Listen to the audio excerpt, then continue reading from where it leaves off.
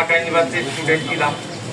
আমরা কখনো ভাবতে পারিনি, চিন্তা করিনি যে বাংলাদেশ টেলিভিশন, যেখানে আব্দুল জব্বার থেকে আব্দুল আলিম, যেখানে রুমাল আলাদ থেকে নিয়াজ মোহাম্মদ চৌধুরী, আজম খান, আয়ুব বাচ্চু, যাদের পদচারণায় এই বিটিভি ছিল শিল্পীদের একটা তীর্থভূমি, একটা পবিত্র জায়গা, সেখানে আমি বিশ্বাস করি কোনো বাংলাদেশি এই বিটিভিতে আক্রমণ করতে পারে না।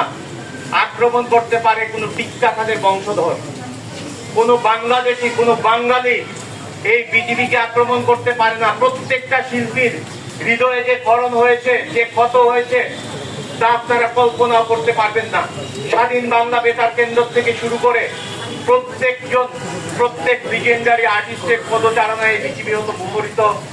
যারা এই ন্যাক্কারজনক কাজ করেছে তাদেরকে অবশ্যই বিচারের আওতায় আনতে হবে।